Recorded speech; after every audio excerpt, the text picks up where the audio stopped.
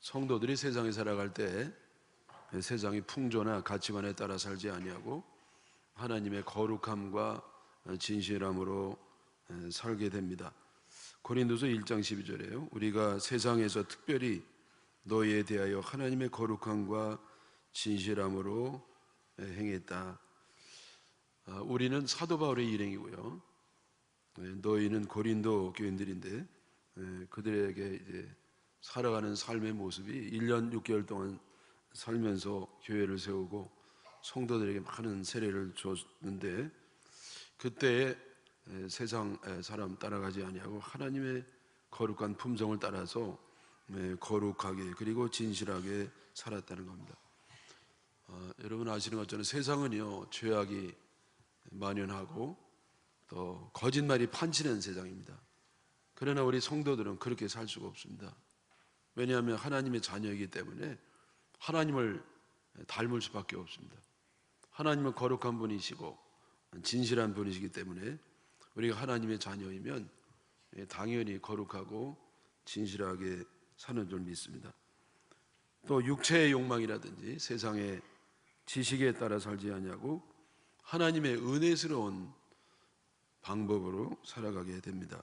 12절 후반절에요. 육체의 지혜로 하지 아니하고 하나님의 은혜로 행함은 우리 양심이 증언하는 바다. 육체에서 나오는 어떤 지식, 세상적인 지식, 육체적인 지식 그렇게 사는 것이 아니고 하나님의 은혜로 행했다. 우리가 세상에 살아가는 동안에 인간적인 어떤 방법이나 술수나 지식으로 사는 거 아니고 하나님의 은혜를 받은 사람처럼 은혜를 행하면서 사는 줄 믿습니다. 왜 은혜로 행하느냐? 은혜를 받았으니까. 은혜를 못 받은 사람은 은혜로 행할 수가 없습니다. 은혜를 받은 사람이 은혜롭게 사는 겁니다. 은혜가 뭐냐? 은혜는 자격 없는 사람이 받는 하나님의 사랑입니다. 하나님은 그 은혜로서 예수님 보내시고 우리의 죄를 덮어주시고 용서하시고 그래서 사는 겁니다. 내가 잘나서 잘해서 사는 것이 아니라 순전히 하나님의 은혜로 여기까지 오게 됐는데 앞으로도 은혜 위에 은혜를 베풀어 주실 줄 믿습니다. 우리가 세상에 은혜스럽게 산다는 것은요 정죄하지 아니하고 잘못 있으면 폭로하지 아니하고 덮어주고 용서하는 그런 삶을 사는 것이죠. 우리가 그렇게 여태까지 와서 살았고 우리 하나 되며 살아왔는데 더 귀하게 그렇게 살기를 축원합니다. 이어서 바울 사도는 고린도 교인들이 이제 바울 사도의 그 메시지를 받을 것인데 그거는 전혀 새로 듣던 얘기가 아니고 그동안에 익히 들어왔던 그런 말씀을 전한다는 말씀을 전합니다. 13절에요. 오직 너희가 읽고 아는 것 외에 우리가 다른 것을 쓰지 아니하노니 너희가 이미 읽고 아는 것 외에는 다른 것을 쓰지 아니한다. 이미 너희들이 그동안 많이 들었고 잘 알고 그런 내용을 또 쓰는 것이지 너희들이 생전 보지도 못하고 듣지도 못하고 알지도 못하는 그런 생소한 내용을 쓰는 것은 아니다. 여러분 우리가 이제 말씀을 들을 때 하나님 말씀을 전혀 생소한 걸 듣는 건 아닙니다. 이미 들었던 것을 또 듣고 또 듣고 여러 가지 각도에 따라서 이렇게 듣고 하는데 그 늘 알던 거 듣던 거 그것입니다. 우리가 세상에 살아갈 때도 이렇게 여러 가지 많은 새로운 정보와 지식이 필요한 건 아닙니다. 여러분 아시는 것처럼 요즘 얼마나 많은 지식이 있고 얼마나 많은 정보가 있고 그래서 요즘은요 모두 다 전문가라는 거예요. 병원에 가도 의사 선생님 앞에서 이거 이렇게 제가 이렇게 아픈 것 같은데 다 먼저 진단하고 그래가지고 의사 선생님 할 일이 없어가지고 자 그럼 어떤 방법을 해드릴까요? 그러면 본인이 다 얘기할 정도로 그렇게 시대가 정보가 넘치는 시대가 됐는데 그러나 여러분 정말 우리를 살리는 것은 우리가 너무 익히 알고 너무나 잘 아는 그런 것인 줄 믿습니다. 구원받을 때도 여러 가지 잡다한 영적 지식이 필요한 게 아니고 오직 한 권의 진정한 책 하나님의 말씀이 기록되어 있는 그 책에 있는 진리의 말씀 즉 이 복음이 우리를 살리는 줄 믿습니다. 복음의 내용은 뭐냐? 하나님의 은혜를 믿음으로 구원받는다는 겁니다. 성경에 많은 귀중한 말씀 1.1획도 떨어지지 아니하고 우리가 다 귀하게 여기는 말씀인데, 그런데 그 가운데서도 노른자의 핵심이 뭐냐? 복음이에요. 하나님의 우리에게 은혜를 베푸셨고 그 은혜로서 예수님을 믿음으로써 구원을 받는다고 하는 그 복음이 핵심 중에 핵심인 줄 믿습니다. 마틴 루터가 종교개혁을 일으킬 때 세 가지 모토를 가지고 이렇게 된 겁니다. 솔라 스크립투라, 솔라 그라치아, 솔라 피데. 라틴어인데요. 솔라 오직 스크립투라 성경, 오직 성경. 솔라 그라치아 오직 은혜, 그리고 오직 피데 오직 믿음. 성경 말씀에는요 은혜가 들어있고 그 은혜를 믿음으로써 구원받는다고 하는 오직 성경, 오직 은혜, 오직 믿음, 이것으로서 종교개혁을 일으킨 겁니다. 루터 시대의 그 구교에서는요 성경을 교인들이 읽을 수 없었습니다. 오직 사제들의 전유물이 됐습니다. 만약에 읽거나 전파하거나 하면 처벌을 받게 됩니다. 심하면 화형까지도 당했죠. 철저히 못 읽게 했습니다. 그리고 미사를 드릴 때도요 라틴어로만 했어요. 그래서 막 도메니 코스모하면 이게 도대체 무슨 말인지, 그래서 그냥 일어섰다 앉았다 하고 뭐 뒤집어섰다가 벗었다가 하고 뭐가 먹었다가 이런 많은 그 잡다한 것들이 있었는데, 이 마틴 루터가 이게 우리 구원을 위해서도 필요한 게 아니에요. 오히려 하나님께 이런 도움을 입어서도 가까이 가려고 했지만 오히려 장애물이 된다는 겁니다. 오직 성경 안에 있는 진리의 내용이 우리를 구원에 이르는 길이라는 것이었죠. 여러분 이 당시에는요 성경의 권위보다도 교회의 권위가 더 높았어요. 교회의 권위. 그리고 교회의 권위에는 정점에 교황이 있습니다. 이 교황은요 교황 무소리라고 그래가지고 교황은 그 말에 실수가 없다는 겁니다.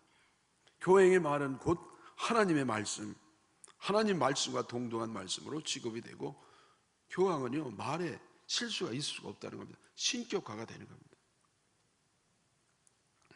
하나님 말씀의 자리에 하나님의 말씀이 없고 대신 그 안에 교회가 들어서고요. 또 많은 아이콘들, 성상들, 그래가지고 마리아 상이라든지 성자들 상이라든지 많은 그림과 조각이 있으면서 사람들이 거기다가 자꾸 절하고요 복을 빌고. 그래서 여러분이 마리아 상이 있으면 거기다 자꾸 이렇게 손으로 이렇게 대면서 복을 빌고, 또 발가락에다 자꾸 뽀뽀를 하고, 그래서 거기가 반짝반짝 빛납니다. 닦아서 빛나는 게 아니라 하도 뽀뽀를 해가지고 거의 더러워가지고. 여러분 하나님이 가장 싫어하는 게 우상을 섬기고 우상을 만드는 건데요, 교회 안에서 기독교적 우상 숭배가 일어나게 되는 겁니다. 예수님도요 마리아상에 앉아있는 아기 예수님, 그냥 귀여운 한두 살 된 아기 예수님을 정말 정확하게 평가를 받지 못하고 마리아의 팔에 기대어 있는 갓난 귀여운 아기로 여러분 예수님을 그렇게 평가절하가 되는 겁니다. 여러분 그래서 마틴 루터가 이건 아니다, 오직 성경으로 돌아가야 된다는 겁니다. 성경의 진리가 있고 사는 길이 있고 그 단순한 말씀 속에 하나님의 생명이 있다, 이런 주장을 하면서 종교개혁이 일어나는 겁니다. 두 번째는요 오직 은혜라는 것이죠. 여러분 성경 말씀의 핵심 가운데 핵심이 뭐냐면 은혜예요. 하나님은 은혜의 하나님. 우리가 비록 형편없는 죄인이지만은 그 형편은 우리 죄인들이 벌 받는 을 원치 아니하시고 아들 예수님 보내주셔가지고 우리가 당할 모든 죄를 담당하시고 십자가에 달려 돌아가신 다음에 누구든지 그 은혜를 믿기만 하면 구원을 얻는다는 것이죠. 그래서 여러분 이 은혜의 구체적인 증거가 뭐냐? 예수님이에요. 하나님의 예수님, 하나님의 그 은혜는 예수님을 통해서 이 땅에 구체적으로 드러나게 된 겁니다. 예수님이 우리를 대신해서 보혈의 은총을 흘려서 누구든지 그 은혜를 받는 사람은 구원을 받고 생명을 얻는다는 거, 여러분 이것이 가장 핵심적인 복음인데요. 여러분 이 구교회 옛날에 이때는 이게 빠지면 안 보이고 은혜가 안 느껴지는 겁니다. 성경이 안 보이고요, 은혜가 안 느껴지고. 그다음에 세 번째는 오직 믿음. 그래서 이 은혜를 받는 것이 믿음이라는 거죠. 여러분 믿음은요, 뭐 어떤 그 믿음 자체에 능력이 있다는 게 아니고 하나님의 은혜를 받는 겁니다. 믿음은 은혜를 받는 것이에요. 그래서 오직 그것을 믿음으로 받으면 되는 거예요. 어떤 공로가 있다거나 노력이 있다거나 어떤 대가를 지불하거나 자격이 있거나 그게 아니고 오직 거저 주시는 하나님의 은혜를 내가 믿기만 하면 그 사람은 죄가 어떻게 됐든지 간에 얼마나 같은 죄를 졌든지 간에 용서를 받는다고 하는 그런 복음주의의 신앙, 그것이 루터께서 회복하고자 하는 그런 신앙이었습니다. 여러분 이들이 구원받으려면 이 당시 세 가지가 있어야 돼요. 하나는 고해성사하는 겁니다. 그 사제에게 자기의 죄를 다 고하면 사제가 주님의 이름으로 용서해 주는 겁니다. 자기 스스로 하나님께 나아갈 수가 없어요. 자기 스스로 자기 죄를 고할 수가 없어요. 사제를 통해서. 그러면 사제가 이제는 하나님의 이름으로 그를 사해 주는 겁니다. 또 하나는 고행이죠. 고행. 뭔가 죄를 졌으면 똑같이 내가 고통을 받으라. 그래가지고 뭐 성전에 네가 계단에 좀 무릎으로 몇 번씩 피를 내면서 오르락 내리락 하라. 여러분 이 죄 용서받는 가장 그 중요한 일은 뭐냐면 돈을 내는 겁니다. 돈을 내는 거. 하나님의 은혜를 받을 때 돈을 내야 되는 겁니다. 이 하나님의 은혜는 너무 귀한 것이기 때문에 공짜로 받을 수가 없는 겁니다. 마틴 루터가 이거는 거저 공짜로 받는 거지 어떻게 돈을 내고 받느냐, 면죄부. 근데 이 사람들은요, 이 교교 사람들은 뭐라고 하냐면 어떻게 이 은혜를 받는데 공짜로 받을 수 있느냐, 돈을 내야지. 아멘 하지 마세요. 공짜로 어떻게, 값없이 공짜로 하나님의 은혜를 싸구리로 만드는 거냐? 뭔가 값진 돈을 팡 값지게 내고 뭔가 하나님 앞에 드려야지. 그러면서 이 루터의 생각을 이단으로 이렇게 정죄를 하는 겁니다. 여러분 루터가 기가 막혀가지고요, 성경에 어떻게 그런 게 있냐, 어디 고행이 있고 어떻게 값이 지불돼야 되고 돈을 내고 하나님의 은혜를 사는 것인가. 은혜는 공짜로 받는 건데. 그러면서 계속해서 종교개혁을 일으켜서 오늘날 개신교가 생기게 된 겁니다. 에베소 2장 3절에 전에는 우리도 그 가운데서 우리 육체의 욕심을 따라 지내며 육체와 마음에 원하는 것을 하여 다른 이들과 같이 본질상 진노의 자녀였더니 긍휼이 풍성하신 하나님이 우리를 사랑하신 그 큰 사랑을 인하여 허물로 죽은 우리를 그리스도와 함께 살리셨고 너희는 은혜로 구원을 받은 것이라. 은혜로 구원을 받았다는 것. 어떤 우리 인간의 조건이나 자격이나 어떤 노력이 아니고 순전히 은혜로. 여러분 은혜는 뭐냐면 선물이에요. 선물. 공짜로 받는 겁니다. 여러분 선물은 누가 돈 내고 받아요? 그럼 선물이 아니죠. 은혜는 하리스, 공짜라는 겁니다. 공짜로, 선물로. 에베소 2장 8, 9절에도 너희는 그 은혜에 의하여 믿음으로 말미암아 구원을 받았으니 이것은 너희에게서 난 것이 아니요 하나님의 선물이라. 선물이라 말이에요. 하나님 우리에게 선물로 주은 것이 바로 은혜인 줄 믿습니다. 로마서 3장 23절에도 모든 사람의 죄를 범하였으며 하나님의 영광이 이르지 못하더니 그리스도 예수 안에 있는 속량으로 말미암아 하나님의 은혜로 값없이 의롭다 하심을 얻은 자 되었느니라. 여러분 세상에 공짜는 없습니다. 물론 은혜는 공짜로 받았는데 하나님이 우리 대신 값을 지불하신 겁니다. 예수 그리스도의 보혈의 피 그 생명을 우리를 대신해서 속량하신 겁니다. 속량, 대신 돈을 지불했단 말이죠. 네? 공짜가 아니에요. 예수님이 다 그 우리를 살리기 위해서 생명을 주셨고 피를 다 흘리셨고 그래서 우리는 속량되어서 이제는 우리 측에서는 은혜로 값없이 의롭다 하심을 얻은 자가 된 줄 믿습니다. 그래서 로마서 3장 27절에 그런즉 자랑할 데가 어디냐 있을 수가 없느니라. 무슨 법이로냐 행위로냐 아니라 오직 믿음의 법으로니라. 그러므로 사람이 의롭다 하심을 얻는 것은 율법의 행위에 있지 아니하고 믿음으로 되는 줄 우리가 인정하노라. 여러분, 이 구교는요, 믿음만 갖고 안 된다 그랬어요. 거기에 행위가 들어가야 된다. 행위를 가지고 구원을 받는다. 여러분, 이것은 율법주의자들의 그 맥락이 좀 흐르는 겁니다. 바울 사도가 지금 고린도에 이렇게 가려고 했잖아요. 근데 가지 못하고 2번이나 간다고 그랬다 못 갔습니다.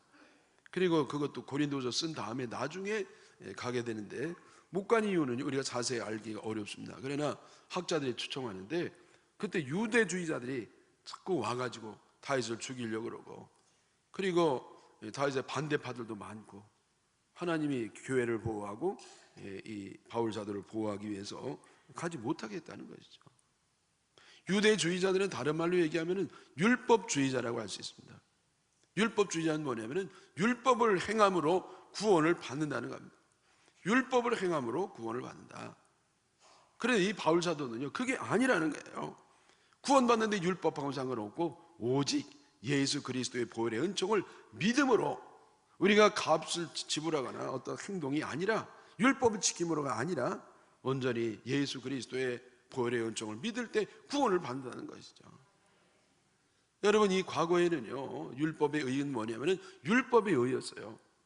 율법을 지킴으로 구원을 받았다고 했는데 그게 안 됩니다. 그래서 하나님께서 새로운 의를 보내주셨는데, 그 하나님 새로운 의는 은혜의 의고, 그 은혜의 의는 예수 그리스도의 보혈의 은총을 믿을 때 구원받는 그런 은혜인 줄 믿으시기를 바랍니다. 그래서 이 율법주의자, 유대주의자를 바울 사도를 열심히 공격하고요, 그 교회에서도요 바울 사도를 공격하고 비판하고 율법주의자들의 생각을 따른 사람이 많이 있었습니다. 그러면서 이들이 바울을 공격하기를, 자 보라, 그래 약속도 못 지키는 불신실한 사람인데 그러면 그가 전하는 말씀도 믿을 수 있겠느냐? 그는 벌써 말씀도 틀렸고 그 자체가 하나님이 보내신 종이 아니다, 그렇게 생각을 했습니다. 그러나 여러분, 하나님께서 그렇게 바울의 계획대로 안 됐다고 하는 것은 바울이 인간적으로 자기 생각으로요, 자기 어떤 유익을 위해서 좀 편안하기 위해서 그렇게 한 것이 아니라는 거예요. 17절에요, 이렇게 계획할 때 어찌 경솔히 하였으리요? 허 계획하기를 육체를 따라 계획하여 예 하면서 아니라 하는 일이 내게 있겠느냐? 여러분, 그렇죠? 바울 사도가요, 모든 걸 다 버리고 예수님 위해서 장가도 가지 아니하고 목숨을 내놓고 그는 주님 앞에 생명을 던진 사람인데, 뭘 자기가 이렇게 자기를 편안하자고 계획을 자꾸 변경했겠냐 말이죠. 하나님이 그렇게 가기를 원하셨지만 결국은 하나님 뜻에 따라 자기가 변경이 됐기 때문에 너희들이 나에 대해서 오해하지 말고, 나를 공격하지 말고 비판하지 말라는 겁니다. 나는 하나님 세운 종이기 때문에 너희들 내 말을 하나님의 말씀으로 믿고 따르라, 그렇게 얘기를 하는 겁니다. 또 18절에 보면은요, 18절에 하나님은 미쁘시니라 우리가 너희에게 한 말은 예 하고 아니라 함이 없노라. 여러분, 하나님 말씀, 하나님만이 참 우리의 신앙의 대상인 줄 믿습니다. 여러분, 세상에 누구를 이렇게 믿을 수가 있겠습니까? 여러분, 믿을 사람도 있죠. 참 우리 성도는 다 믿을 사람인데, 근데 하여튼 세계 인구의 70%는 사기꾼인 줄 알면 됩니다. 여러분, 사업할 때 착한 마음을 했다가 다 망하는 겁니다. 70%는 사기꾼으로 보고 하면 그게 좀 안정해요. 제가 그래도 사기꾼을 많이 줄여준 것 같으네요. 믿을 사람이 없단 말이에요. 하나님 믿을 만하잖아요. 여러분, 하나님이신데 하나님 못 믿으면 누굴 믿겠습니까? 하나님은 믿을 만한 분이시다. 그래서 우리가 너에게 한 말은 예고 아니라 함이 없느니라. 이 말이 뭐냐면 하나님이 믿을 만한 분이시고, 하나님이 주신 말씀, 바울 사도가 전한 말씀은 하나님의 말씀이기 때문에 이거는 우리가 예하고 무조건 아멘하고 그걸 믿고 순종하면 된다 말씀이죠. 아멘이시죠? 여러분, 다른 말씀은 몰라도요, 하나님 말씀만은 믿으시기를 축원합니다. 믿을 때 하나님 모든 약속들이 내 것이 되는 것이고 약속이 나의 것이 되는 줄 믿습니다. 19절에 이어서 우리 곧 나와 실루아노와 디모데로 말미암아 너희 가운데 전파된 하나님의 아들 예수 그리스도는 예하고 아니라함이 되지 아니하셨으니 그에게는 예만 되었느니라. 바울 사도가요, 두 번째 세계 복음 전파 여행을 하면서 이 고린도에는 1년 6개월 동안 있었습니다. 그때 혼자 있지 아니하고 실로아노와 디모데를 동반하고 가서 복음을 전파했습니다. 그때 전파된 게 뭐냐? 복음이에요. 하나님의 말씀이고, 잘 알아. 너희들이 너무 잘 아는 것이고, 복음이고 예수 그리스도고, 그리고 이 예수 그리스도를 믿음으로 너희가 구원을 얻었는데, 그 예수님은 하나님의 말씀 앞에서 예만 했다는 거예요. 예수님은요, 하나님이 십자가 지라니까 졌어요. 죽으라니까 죽으셨고, 그 비참한 십자가를 지고 하나님의 아들이 그렇게 우리를 살리신 겁니다. 저는 그게 이해가 안 가요. 왜 그렇게 어렵고 힘들고 비참한 방법으로 구원을 하시는지. 네? 여러분, 얼마든지 쉽고 근사하고 멋진 방법이 있거든요. 1초면 돼요. 하나님이요, 그냥 한마디로 아들 보내실 것도 없습니다. 온 인류는 구원받아라, 딱 끝나는 거예요. 근데 하나님은 얼마든지 힘이 있었지만은 아들 예수님 보내시고, 그에게 우리가 당할 모든 죄짐을 당하게 하시고 죽게 하시고, 그래서 우리를 구원하신 겁니다. 근데 여러분, 예수님 입장에서는 이게 얼마나 기가 막히겠냐고. 네? 여러분, 세상에 어떻게 아버지가 자기한테 그렇게 시키는 법이 어디 있습니까? 그 예수님도 인간이시기 때문에 그 십자가가 너무 부담스러우셔가지고 간절히 땀방울이 핏방울이 될 정도로 하나님 앞에 간절히 기도했는데, 하나님이요, 그냥 지라는 겁니다. 이런 세상 그런 아버지가 어디 있어요?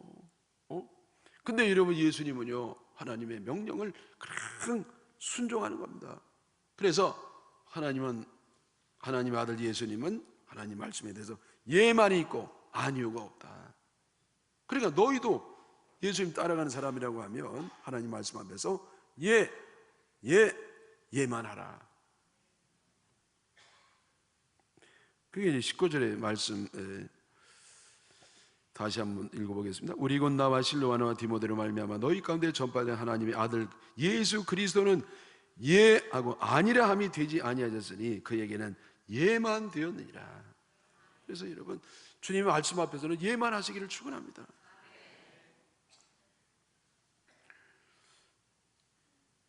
하나님 말씀하시는데 잠깐 하나님 좀 생각 좀 해보고요.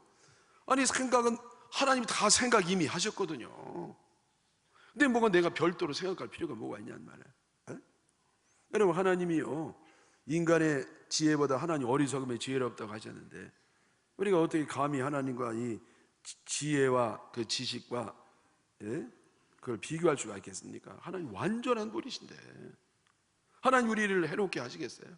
아들도 아낌없이 우리에게 주신 하나님이 뭐가 아까워서 우리에게 안 주시고, 그리고 하나님이 우리들에게 주시고 다 좋은 것인 줄 믿습니다. 여러분, 부모들이 우리에게 뭐 하라는 것은요, 100% 자녀를 위해서 하는 겁니다. 때로는 부모님들이 이렇게 좀 세대 차이가 있어가지고 이해가 안 되고 미진한 부분이 있지만은, 하나님은요 완벽한 하나님. 그래서 하나님 우리 시키는 것은요, 뭐 생각할 것도 없습니다. 기도할 것도 없습니다. 연구해 볼 것도 없습니다. 따질 것도 없고요, 뭐 질문할 것도 없고, 그냥 주님이 하라면 무조건 아멘 하고 순종하시기를 축원합니다. 아니, 어떻게 하나님 뜻도 안 알아보고 이렇게 무조건 아멘 할 수 있냐? 어떻게 맹종할 수 있냐? 여러분, 하나님 뜻은요, 맹종하는 게 그게 합당한 겁니다. 아멘. 뭘 따져봐요, 따져보기는. 여러분, 이 군에서요, 이 대대장이 걸겨라 팍 하면 팍 그냥 돌격을 해야 되잖아요. 어떤 사병 똑똑하다고 하는 사병이 손 벌쩍 들고, 잠깐만요, 질문이 있는데요. 무슨 질문이요? 왜 돌격입니까? 이랬다가는요, 그냥 빠따 맞고 영창 가는 겁니다.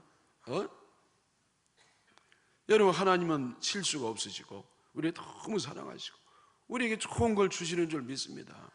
때로는 이해가 안 되고요, 때로는요, 그게 도대체 나로서는 받아들이 어려운 걸 알지라도 하나님이 시키는 것은요, 무조건 아멘 할 때 하나님이 그에게 복을 주심을 믿으시고 순종하시기를 축원합니다. 하나님 말씀은 약속의 형태로 주어집니다. 20절에 하나님의 약속은 얼마든지 그리스도 안에서 예가 되니 그런즉 그로 말미암아 우리가 아멘하여 하나님께 영광을 돌리게 되었느니라. 하나님의 약속, 여러분, 하나님 말씀은 약속의 형태로 주었습니다. 구약 신약, 그래서 옛날의 약속, 새로운 약속. 하나님은 약속할 필요가 없습니다. 왜? 하나님 말씀 자체가 이미 보증 수표이기 때문에 하나님 말씀하면 그것으로 끝입니다. 네? 내가 너 복 주겠다? 여러분, 그러면 끝입니다. 왜 복을 안 주겠어요? 하나님 약속, 하나님의 말씀이신데. 근데 여러분, 하나님은요 약속의 형태로 우리에게 복을 주신 겁니다. 약속뿐만 아닙니다. 여러분, 히브리 6장 13절에 보면은 하나님이 아브라함에게 복 주시기를, 그리고 번성케 하기를 약속하실 때 네 가지 약속을 하셨어요. 네 가지 장치로. 하나님이 아브라함에게 약속하실 때 가리켜 맹세할 자가 자기보다 없으므로 자기를 가리켜 맹세하여 이르시되 내가 반드시 너에게 복 주고 복 주며 너를 번성케 하고 번성케 하리라 하셨더니 그가 이같이 오래 참아 약속을 받았느니라. 하나님이 아브라함에게 약속할 때요, 첫째 약속이죠. 말씀만 해도 되는데 굳이 약속을 하셨어요. 또 하나는 뭐냐면 맹세하셨어요. 맹세. 하나님은 맹세할 수가 없는 분입니다. 왜? 자기보다 높은 분이 안 계시니까. 맹세는 자기보다 높은 사람의 이름을 빌어서 그 권위를 이렇게 인정받으면 하는 게 맹세인데요, 하나님이 어떻게 맹세를 하세요? 왜? 하나님보다 높은 분 안 계시니까. 근데 하나님은 굳이 자기에게 자기를 가리켜 맹세하면서 아브라함이 말씀하셨습니다. 그뿐만 아니에요. 또 여기 14절에 보니까 내가 반드시 너에게 복 주고, 반드시라는 말씀이 이거 필요 없는 말씀이에요. 하나님이 반드시 하시지 뭐 안 하시겠어요? 이것도 세 번째 또 장치를 하셨고, 네 번째는 두 번씩 복 주고 복 주며 번성하게 하고 여러분, 하나님 한 번만 말씀하면 되지 뭘 두 번씩 하시냐고요. 자, 그래서 하나님은요 약속하셨죠, 맹세하셨죠, 반드시 하셨죠, 거듭 얘기하셨죠. 아브라함이 네 번이나 말씀하시고 합니다. 근데 아브라함은요 그 삶이요 현실은 정반대였습니다. 하나님이 이렇게 엄청나게 약속과 맹세와 반드시 하고 두 번이 말씀하셨으면 이제 자식이 많이 후손이 번창하고 그래야 되는데요, 100살이 돼도 애기 하나 없습니다. 살아도 이미 애기를 가질 나이가 지났습니다. 생물학적으로는 더 이상 안 됩니다. 불가능해요. 근데 아브라함은 믿었습니다. 왜? 하나님의 말씀이 있었기 때문에. 하나님이 맹세하셨죠, 약속하셨죠, 반드시 하셨죠. 두 번이나 말씀을 어떻게 안 믿어요? 그 현실은 어떻습니까? 믿을 수가 없습니다. 그 여러분, 믿음은 뭐냐면은 안 믿는 현실 속에서 믿기로 작정하는 겁니다. 여러분, 이해가 도저히 안 돼요. 내 삶의 현실을 보면 이건 안 됩니다. 하나님 아무리 약속이라 하더라도 이 현실을 보면 안 되거든요. 근데 여러분, 현실을 속이는 겁니다. 그거 보면 안 돼요. 우리는 약속의 말씀을 붙잡으면 주님께서 그 믿음을 보시고 약속을 이루어 주시는 줄 믿습니다. 그래서 여러분, 오직 예만 하고 아멘만 하시고 주님의 말씀이면요 무조건 순종하시기를 축원합니다. 근데 여러분, 우리가 순종도 안 하면서 순종으로 착각하는 경우가 너무나 많습니다. 되게 골라 순종하면서 순종한다고 생각을 해요. 네? 하나님 무조건 해야 되는데 이거는 이건 이상한데, 이렇게 하면 망하는데, 그걸 안 해. 망할 것 같으면 안 해. 또 이러다가 내가 손해보고 죽는데, 그걸 안 해요. 이거는 시대가 안 맞는데 안 합니다. 이건 내 상황하고 안 맞아, 때가 아니야, 이거는 내 스타일이 아니야. 이러면서 우리는 골라 순종해요. 그러니까 이거는 할만해, 아멘. 이건 싫어, 노멘. 이거는 이게 아멘. 이건 손해본 노멘. 이거는 뭐 괜찮아, 아멘. 이거는 안 괜찮아, 노멘. 이러면서 우리는 순종하는 줄 압니다. 여러분, 골라 순종은 내 마음대로 하는 겁니다. 내 마음대로. 순종이 뭐냐? 하나님 뜻에 무조건 하는 거야. 무조건. 내가 원하고 원하지 않고, 내가 계산하지 아니하고, 판단하지 아니하고. 하나님 말씀 왜 판단해요? 따지지 아니하고, 연구하지 아니하고, 토론하지 아니하고, 의심하지 아니하고, 하나님 앞에 질문하지 아니하고 무조건 따르는, 그것이 순종하는 것이고, 그 순종하는 믿음을 주님이 인정하시고 복을 주심을 믿습니다. 아브라함이 그래가지고 이제 하나님의 뜻에 따라서 후손을 많이 갖게 되는데, 이삭이, 이 하나밖에 없는 이삭이 20살쯤 돼가지고요, 후손을 낳을 만쯤 되니까 하나님이요 또 이상한 명령을 하시는 겁니다. 아들을 바치라는 거예요. 여러분, 이 아들이 어떤 아들이 이걸 바칩니까? 신학교 보내라는 게 아니에요. 번제로 드리라는 겁니다. 막 따고 막 다 이게 부분분을 해가지고 배를 잘라서 막 태워드리고 살대 덩어리를 만들어서 드리고. 여러분, 이게 도대체 말이나 됩니까? 유아 살인을 극도로 싫어하시는 하나님과도 안 맞아요. 살인하지 말라고 하는 주님의 계명하고도 안 맞습니다. 여러분, 아브라함은요 너무 애가 안 나니까요 그 종이었던 하갈을 통해 낳은 그 아들이라고 해가지고 후손을 좀 번창시키려고 했는데 하나님 아니라는 겁니다. 그거 아니라는 거예요. 분명히 내 정실 부인을 통해서 이삭을 통해서 후손을 하늘의 별처럼 많게 하신다. 그래서 여러분, 이삭은 하나님의 약속이에요. 그러니까 이 약속과도 안 맞죠. 그런데 이 아브라함이 하나님께 드리는 것은 뭐냐면 하나님을 믿었기 때문에, 얘가 죽어도 하나님이 약속을 이루실 것이다. 하나님이 이 이삭을 통해서 후손을 별처럼 한다고 하니까 지금 죽지만은 어떻게든지 얘를 다시 살리셔라도 하실 것이다. 여러분, 믿을 수 없는 가운데 믿었습니다. 네? 여러분, 믿어지는 걸 믿는 거는 그거는 믿음이 아니에요. 안 믿어지는 건 믿음이 진정한 믿음입니다. 여러분, 내 생각과 하나님의 명령이 서로 갈등을 일으키려는 내 생각을 포기하고 하나님 뜻대로 순종하시기를 축원합니다. 그때 하나님이 그에게 복을 주시고 하나님 약속을 이루어 주심을 믿습니다. 결론적인 말씀 21, 22절에 우리를 너희와 함께 그리스도 안에서 굳건하게 하시고 우리에게 기름을 부으시는 이는 하나님이시니 그가 또한 우리에게 인치시고 보증으로 우리 마음에 성령을 주셨느니라. 하나님이 우리에게 그리스도 아들 예수님 보내주셔가지고 우리에게 믿음을 굳게 하셨습니다. 그리고 기름을 부으셨어요. 뭐 참기름을 부었다는 게 아니라 성령의 기름을 부으셨어요. 성령의 부으셨어요. 성령의 기름. 우리가 구원받으면요 그러기 때문에 확실한 겁니다. 내 어떤 영적 상태, 내 삶의 스타일하고 상관이 없습니다. 우리가 구원받는 것은 나의 어떤 도덕적 삶하고 상관이 있는 게 아니라 하나님의 결심하고 상관이 있어요. 내 삶하고 상관이 없습니다.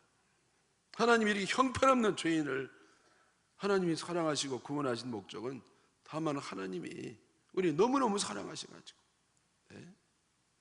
하나님은요 우리가 좀 이게 왔다 갔다 하고 넘어지고 쓰러지고 흔들리고 그래도 웬만하면 봐주세요. 한 번 자녀이면 영원한 자녀인 줄 믿습니다. 그래서 하나님은요 보혈로 인을 치셨어요. 도장을, 우리가 구원받았음을 그리스도의 보혈로 인, 여러분 인이라고 하면 그 사인하거나 도장 찍잖아요. 도장을 찍으셨어요. 보혈로. 그리고 성령으로 보증을 하신 겁니다. 여기 보증 나오잖아요. 보증으로 우리의 마음에 성령을 주셨느니라. 이럴 때 주님 오시면 안 되는데 조금 엉터리로 살 때 또 좀 기도 좀 하고 믿음이 올라간 것 같으면 이때 오셔야 되는데, 그러다가 또 넘어지면 나 큰일 났다, 나 이거 지옥 가게 생겼는데, 그러다가 또 좋아지면 나 천국 갈 자신이 있어. 여러분, 우리 상태는 상관없습니다. 하나님의 결심하고 상관이 있습니다. 하나님이 보혈로 도장 찍으셨고 또 성령으로 보증하셨기 때문에 우리 구원은 확실한 줄 믿으시기 바랍니다. 여러분, 이 확실한 믿음을 가지고 전진해 가서 하나님께 영광 돌리시기를 주님의 이름으로 축원합니다.